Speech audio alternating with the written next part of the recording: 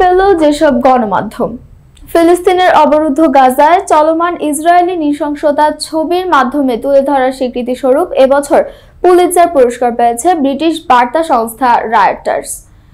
এছাড়াও যুক্তরাষ্ট্রের ধনকুবের ও বৈদ্যুতিক গাড়ি নির্মাতা প্রতিষ্ঠান টেসলার সিইও ইলন মাস্কের বিভিন্ন প্রতিষ্ঠানে অনিয়মের বিষয়ে অনুসন্ধানী প্রতিবেদনের জন্য পুরস্কৃত করা হয়েছে বার্তা সংস্থাটিকে। এছাড়া 3টি করে পুরস্কার পেয়েছে মার্কিন সংবাদ মাধ্যম ওয়াশিংটন পোস্ট ও দ্য নিউ ইয়র্ক টাইমস। স্থানীয় সময় গত সোমবার এবারের পুলিৎজার পাওয়া ব্যক্তি ও প্রতিষ্ঠানের নাম ঘোষণা করা হয়েছে। যুক্তরাষ্ট্রের জাতীয় পর্যায়ে অন্যতম সম্মানজনক পুরস্কার পুলিৎজার, সাংবাদিকতার নোবেল হিসেবে খ্যাত এটি। 1917 সাল থেকে এই পুরস্কার দেওয়া হচ্ছে।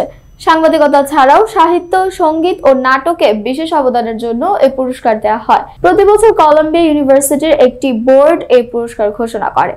এবার পুলিৎজারের ব্রেকিং নিউজ ফটোগ্রাফি বিভাগে পুরস্কার পেয়েছে গাজার সংঘাত নিয়ে রয়টার্সের বেশ কয়েকটি ছবি।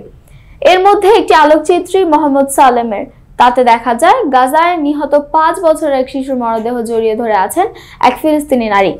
ছবিটি এবছর সম্মানজনক world press photo of the year পুরস্কার পেয়েছে।